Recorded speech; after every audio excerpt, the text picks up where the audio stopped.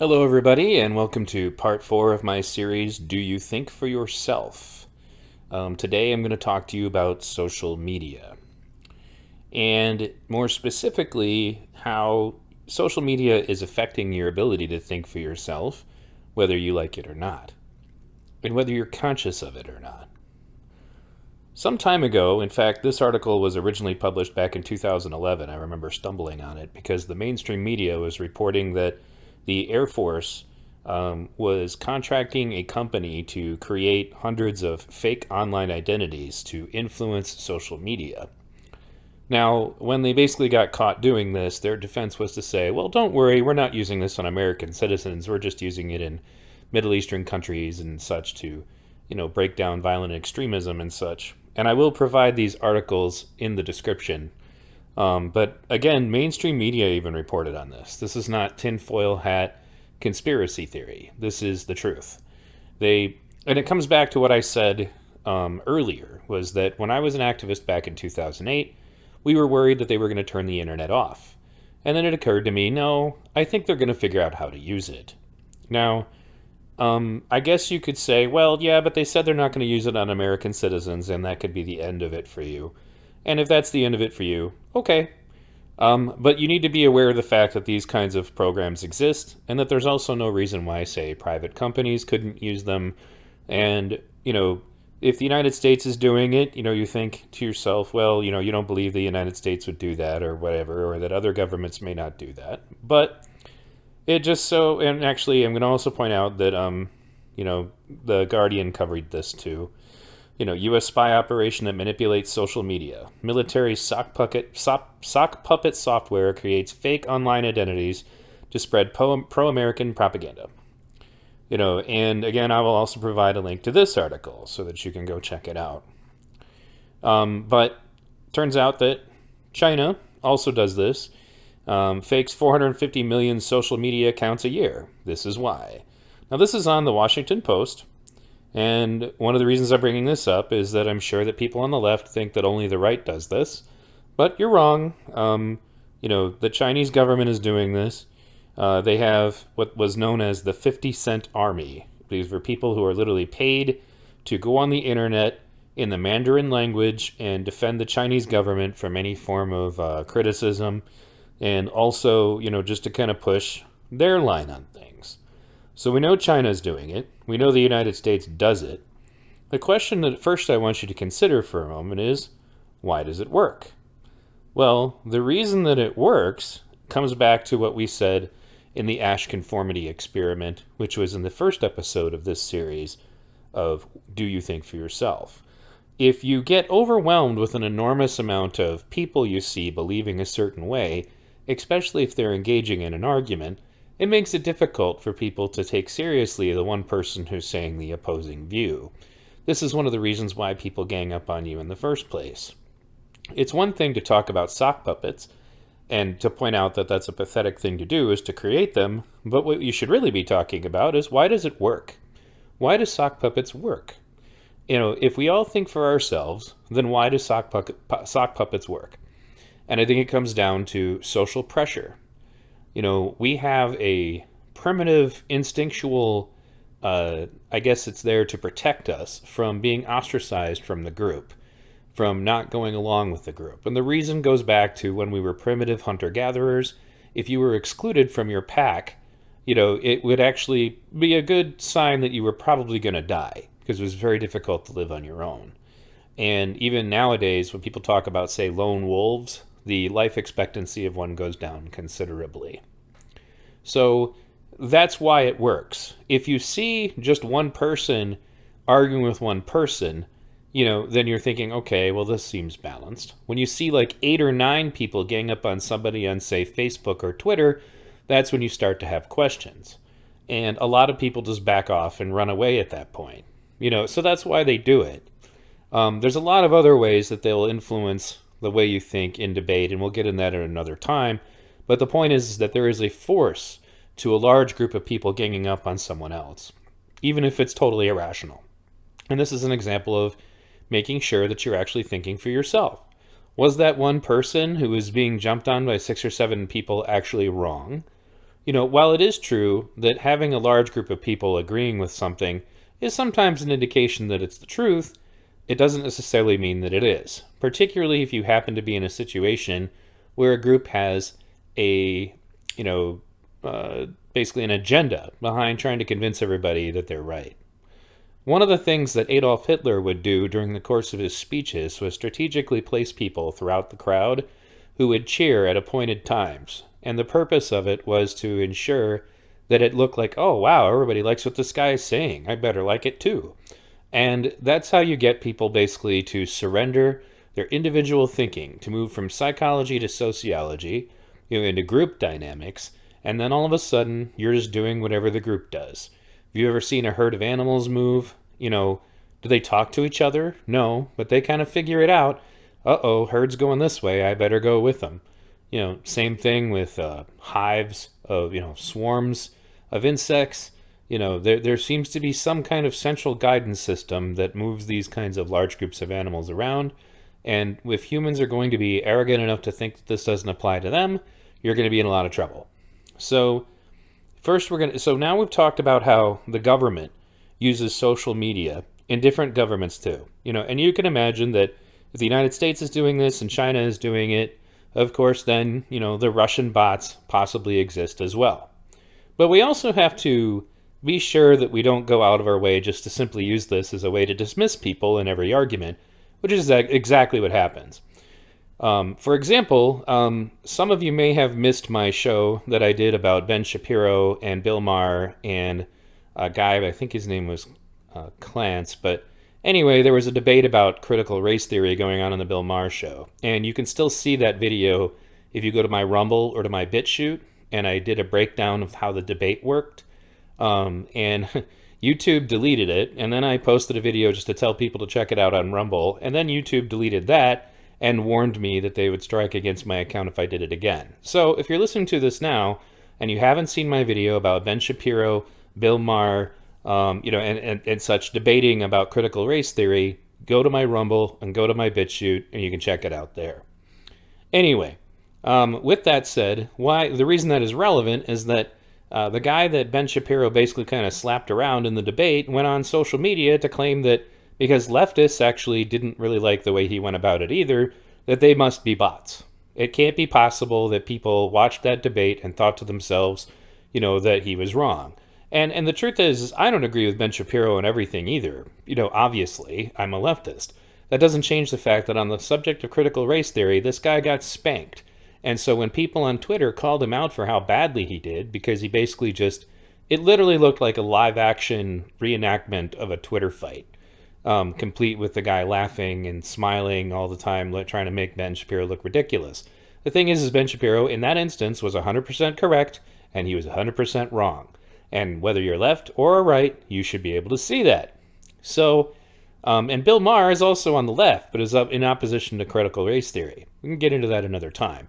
What's relevant to this particular episode, though, is that he basically now is trying to deflect the fact that people don't agree with the way he conducted himself by saying it's bots. The Russian bot concept has been brought up a lot, and it's almost to the point where it's just kind of a meme. It's all about Russia interfering in the election. Well, how did they do that? Well, there's social media accounts that kept talking about how they didn't like Hillary Clinton. Now, there's something to be said that yes, there are bots. We know that. Yes, there are government-paid people who go on the internet to influence people. Your best defense against that is to develop an understanding of all of these different psychological effects that we're talking about in this series, meaning the YouTube series I'm doing, Do You Think for Yourself, but also make yourself familiar with the logical fallacies, such as ad hominem, which that guy used on Ben Shapiro quite a bit. Straw man, there's a whole bunch of them. You can look up logical fallacies. There's whole series of videos about it, but it's really like self-defense for your mind. You have to learn this stuff, because otherwise you're not going to realize that somebody's using logical fallacies to manipulate an argument, and their purpose of it is usually to manipulate the audience. People engage in logical fallacies not because they're trying to convince the person they're debating with, but because they're trying to convince all of the people that are listening that there's something wrong with the person who they're debating with, and therefore they shouldn't listen. That's one of the most common. or the straw man is, I'm just going to make up a fake version of your argument and say, look, I won, because you beat up the straw man and not the person. The point is that social media is used en masse to try to tap into that idea that if a large group of people agree with something, then it must be true. But now it's also being used as a deflection. If something you don't like the outcome of something, it must have been Russian bots. So it just so happens that one of the films about the next aspect of social media that I'm going to talk about, The Creepy Line, is actually free to watch on YouTube. It's actually, I guess, Tubi TV. And I also had a show some time ago with two of my former co-hosts of the show that I was on back in 2008 called the North Virginia Patriots. And I'll make sure that I link that in the cards below. But actually at the end of the show, I mean. But check this conversation out because we discuss, there's multiple documentaries about this, The Creepy Line and The Social Dilemma. And I will link this version of it, of The Creepy Line, that you can watch for free. And you can read here, this is at the intro, before you become too entranced with gorgeous gadgets and mesmerizing video displays, let me remind you that information is not knowledge, knowledge is not wisdom, and wisdom is not foresight. Each grows out of the other, and we need them all. From Sir Arthur C. Clarke. Now, I can't remember which documentary did this, but one of them did a very good job of reenacting how social media can radicalize people towards a specific end. And they used this interesting, like they called it radical centrism, because they were trying to they didn't want to alienate anybody who went, well, that's just the left or that's just the right. They were trying to point out that anybody can get caught up in this. And basically, due to somebody's social media interactions, they ended up joining a violent protest without realizing what they were doing until it was too late. Now, it's important to understand that what they were trying to get at in these documentaries has to do with the corporate level of all of this and the fact that there's money to be made by, keeping you on your phone or on your, just like there used to be, on your TV, or on your computer. And what two things tend to do that? Things that piss you off, like, they're going to play a video of, oh, did you see what these liberals did? Or do you see what these conservatives did? Or things that reinforce what you already felt. There's very little, actual attempts to, share anything with people that's convincing. Now, in this documentary, these are actually two documentaries that I know of, and apparently there are more. Whistleblowers who used to work for these companies, Facebook, YouTube, Google, Twitter, all of them, Instagram, every single one of them are subject to these algorithms. And what these algorithms do, in layman's terms, is this. If the algorithm decides, oh, okay, so I noticed that this guy stays on his phone longer if we show him only stuff that is pro-Donald Trump. Okay, noted. Then you're only going to see stuff that's pro-Donald Trump. You're only going to see stuff that spins anything Donald Trump says in the most positive way possible. And then this happens to the left, which is how you end up with people who are like, well, how can you, believe that January 6th wasn't an insurrection? Haven't you seen all of the evidence?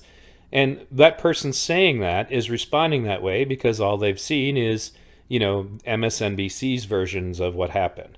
And I'm only bringing this up as an example. This could be true of anything. So if you still believe that January 6th was an insurrection, whatever. The point is that be careful about the fact that you're likely being exposed to only one side of that argument. And, whatever it is that they think they will bring that'll keep you on your phone. Whether or not, if you're on the left, maybe it's only videos of the absolute worst parts of the January 6th riot because they know that'll piss you off and that it'll keep you on your phone or computer. Maybe it's only stuff, for example, that shows, that all of the protests that are going on that result in riots are all just actually peaceful, and that all of the problems caused at them are only caused by right-leaning people that show up at these protests. You're going to constantly be bombarded with that stuff. And you may believe that. That's fine. You may be on the other side. You may believe that too. What I'm asking you to do is to critically evaluate and think for yourself. One of the reasons why on my show you'll see that I play a lot of raw footage, and I do give my opinions, but I make it clear that that's what they are, is that I feel you should get into that habit. Watch the raw footage. Like the Antifa clip that I just shared, there's really no other way to interpret that other than exactly what it was, which was on July 3rd at the Wi Spa, a pair of Hispanic peaceful protesters were walking down the sidewalk and got attacked by Antifa. They weren't hitting anybody, they weren't swinging on anyone. There was no way to twist that. There was no way to spin that as anything other than exactly what it was, which was Antifa attacked two peaceful protesters. And I'm happy that that clip exists because it shows the full, whole and element of what took place. Two Hispanic protesters show up, they have signs in their hands, they're walking down the sidewalk, they get attacked by Antifa, who chases them away and makes them leave. So that's an example of the full story. In social media, you're going to get two different versions of that story. You're going to get the conservative version that entirely, basically goes only on one side of it. Then you're going to get the progressive or liberal side of it, which is going to be the other side of it. You're not going to be exposed to anything outside of that. And these organizations will tend to clip things. Like they'll tend to show you only one piece of the information or the other. And I'm not saying that I may have never done that by accident, but I definitely don't try to do it all together. And when you watch my documentary, Insurrection, Hindsight is Always 2020, I play plenty of negative stuff that demonstrates that rioting is bad, rioting is, evil, and that no matter what side of the spectrum you're on, you shouldn't be doing it. But when you think about it, people on the right are largely only exposed to the worst examples of Antifa and Black Lives Matter burning and destroying things. But people on the left are only exposed to the best examples of that, and vice versa. So people on the right think that all right-wing protesters are peaceful, and that all left-wing protesters are rioting and burning. Now, there's some truth to all of the statements that I just said. The question is, what were you exposed to? Because we're now in a situation that's different. Now, to those of you who are too young to remember what it was like sitting in front of a TV, there's a reason that people used to call it the idiot box. And they had a hell of a lot more control over what you could see. So, you were only seeing whatever the official narrative was. There'd be some spin, but the media, as far as like the actual mainstream media, has become far worse in recent years. There used to be a time when media used to be about competing to get out the best, truthful, accurate story before everybody else. Now it's, if you're in one side, then you're being catered to as far as to what you want, what that particular audience wants to see. I was actually talking to a guy today because I'm going to be going on his broadcast pretty soon.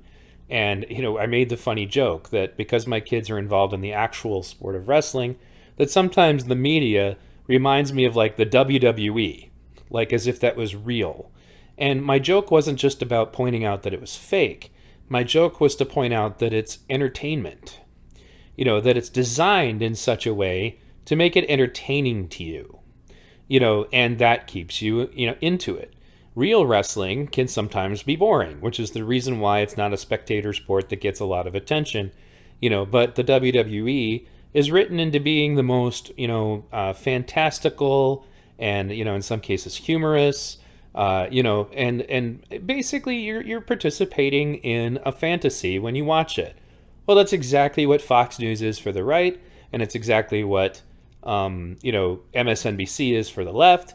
And that, and the YouTube used to be, YouTube and all these other things used to be a better source, but now you have the Young Turks, which are basically Fox News for progressives, with a corporate piped, amount of news, that has a certain angle on it, and there are people that are just like that over at Blaze TV, etc.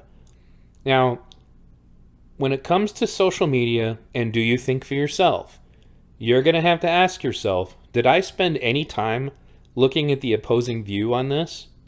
When I did do that, did I actually make sure that I gave the other side, full good faith access to my attention? Or did I just go watch that clip and look for something to pick it apart with? So that's why I tell people to exercise my brain. I go out of my way to add people to my feed when I subscribe that I don't necessarily agree with all the time. So for example, Ben Shapiro, don't agree with him all the time. Jimmy Dore, I definitely don't agree with him all the time. There are examples of that. These are people that I watch because I know I'm not going to agree with everything that they say, and I'm going to exercise my brain a little bit. I would say the best place to get your news was actually Breaking Points, which used to be called Rising on the Hill.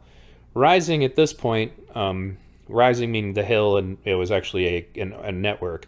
Rising used to be great because you had a progressive Democrat and a populist Republican sitting next to each other giving their views of the news.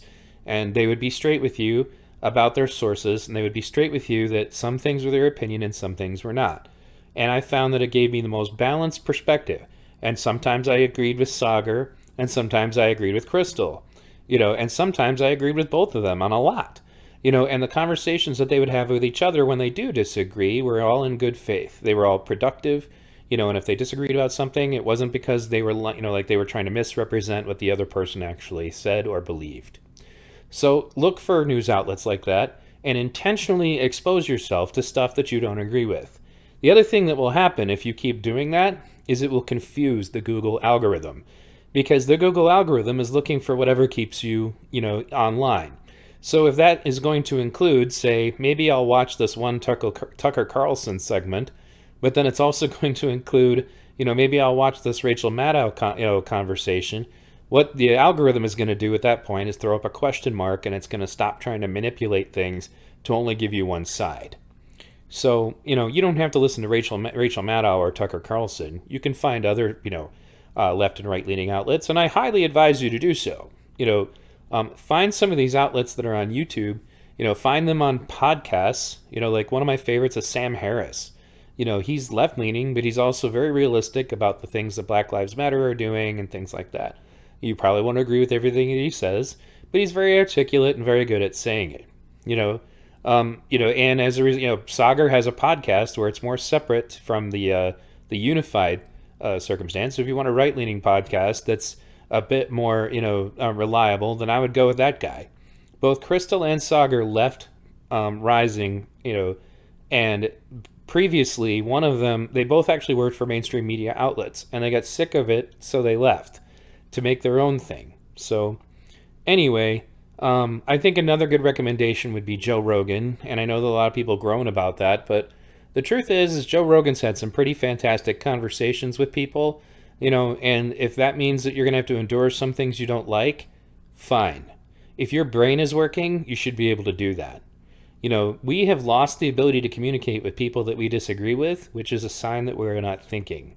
It's a sign that our thinking is completely reliant on only being exposed to things that reinforce our thinking. If that's the case, you're not really thinking. That's one of the big problems we have right now, is that sides are being told, don't even talk to the other side. Why? Who benefits from that? Well, it's not us. We don't benefit from that. So we get these caricature impressions of each other. Like the version of Trump that the left sees versus the right, like they're completely different people. And some of that is justified. But, one of the things I said in my episode where I interviewed Lynn Wood was that one of my frustrations with the left right now is that I can't even have an honest conversation with them about Donald Trump, about the things I don't like about him, because they're so used to listening to MSNBC spin bullshit about him that they're immune to it. You got to really spend a lot of time getting through to them to get them to listen to you. So anyway, let's kind of recap where we're at on this. For one thing, as we've been over, the social media companies themselves are profiting off of your attention. Literally. One of the things they say in one of these documentaries is that if the product is free, you are the product. That means that if you're tuning into YouTube, if you're turning into Facebook, and you didn't have to pay anything for it, then you are the product. And who are you being sold to? Well, the ad companies, the advertising companies. So it doesn't mean that they get your soul, but if you're only being exposed to what is profitable to them, that's not necessarily going to be the best thing for you. And also, as we've already brought up, the military of the United States, has been involved in creating computer programs for the purpose of creating sock puppet accounts to affect your, ability to understand what's going on. These are very powerful. One of the things they talk about in one of these documentaries was that this got so out of control in one African country that used Facebook a lot that it literally led to a genocide because people were so angry with each other because of what their Facebook feeds were showing them. And then again, the Chinese government is doing this as well. So also, as I said before, don't allow this to mean that you're just going to simply wave off anything you don't agree with as a bot, because that's just as fallacious.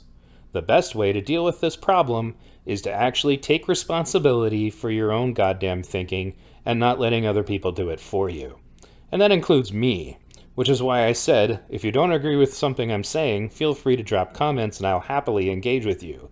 And speaking of that, don't forget to check out v-radio.us. I always put a link to it below, but it's because of the fact that people are not always getting their notifications that I did a video. That's been going on for a while. I've also been talking to people who used to be subscribed to me a long time ago, who then went back to their YouTube and found out that they've lost that they're losing, basically their subscription was undone and not by them. So control what's in your feed. And sometimes that may mean you can do things to protect yourself, like use DuckDuckGo, for example, use a VPN. There's lots of different things you can do. But at the end of the day, the only real protection against this is going to be to learn how to use your own mind. Don't be afraid of the opposition as far as the opposing viewpoint. Find ways to engage with that opposing viewpoint. If your position is really that strong, you shouldn't be afraid of that. And to be fair, it can be exhausting. I'm not saying do it all the time. Sometimes maybe you just need to go take a break and, listen to something like that. But, as far as like something that's kind of one-sided. But if that's what you're doing most of the time, you're not going to end up thinking for yourself. Don't forget that our ability to think out loud, I'm sorry, not think out loud, but to think is all, wrapped up in the kinds of information, that we are exposed to. And if you're not taking responsibility for that, other people will happily do that for you. And these are people who are not going to have your best interest in mind. So I'm going to go ahead and read a little bit of this article. This is from CBS News. And it says, here's the description of the basic service sought. This is in reference to the Air Force asking an independent contractor to write this program for them. Online persona management service. 50 user licenses, 10 personas per user. Software will allow 10 personas per user, replete with background, history, supporting details, and cyber presences that are technically, culturally, and geographically consistent. Individual applications will enable an operator to exercise a number of different online persons from the same workstation without fear of being discovered by sophisticated adversaries. Personas must be able to originate in nearly any part of the world and can interact through conventional online services and social media platforms. The service includes a user-friendly application environment to maximize the user's situational awareness by displaying real-time local information. In normal language, the Air Force wants to create a software to create and control fictitious online identities with up to 50 users controlling as many as 10 identities each.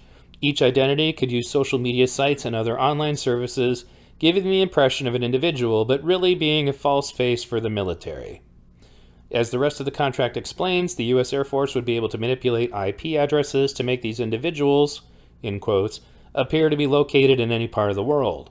That is explicitly to protect the identity of government agencies and enterprise organizations, otherwise known as large defense contractors. The system would be used in MacDill Air Force Base near Tampa, as well as in Kabul, Afghanistan, and Baghdad, Iraq. So that's, again, reported by mainstream media. So this got out, and CBS picked this up. There used to be a Fox segment on it. I wasn't actually able to find it. And because this is like from 2011, you got to wonder how long this has been going on. And again, even if you don't believe that our government is using this against us, it doesn't mean that they couldn't. And it also doesn't mean that private companies, especially advertising companies, couldn't be doing the same thing. Which is unfortunate, because one of my favorite ways to decide, for example, what product I want to buy is based on its rating online. But with something like this, it means that even if you're reading, say, the Amazon rating for something about whether or not it's a good product, was it written by a real person? So, again, I'm going to provide links to these two articles. I'm also going to provide the link to this documentary, which you can watch for free. I do advise that you watch as many of these documentaries about this topic as you can. I'm also going to provide in the the end show here was a podcast that I did, with two of my former co-hosts of the first show that I was ever part of, called the North Virginia Patriots Show. That was back in 2008 during the Ron Paul Revolution days when I worked for Senator Mike Gravel. But this was a great conversation, and we also talked about Kyle Rittenhouse because Hoot was one of my co-hosts at one time, wanted to work on a new documentary for Kyle. But anyway, so you're going to hear good conversations. You may have missed this one if you're new to the show, but I'll put that in the ending of it. And don't forget, again, to visit v-radio.us. And there, make sure that you're signed up to any of the social medias that you feel comfortable with. I included a lot of different options, so you can go with Discord. I have a Discord channel. There's Telegram channels. There's Facebook group that I use. You can add me on Facebook on my activist account. Things like that are all available to you because I just want to make sure that you're getting notifications that I did a show. There's been a lot of people, as I already pointed out, that have been missing stuff that I would really hope that they wouldn't. And again, if you want to thank me, remember at this point I'm not monetized and I have no plans to monetize anytime soon. But what I would like is to build an audience so that this work that I'm doing is getting out to more people. Because at the end of the day, this is my activism. My days of going out into the streets like I did during Occupy and such are over.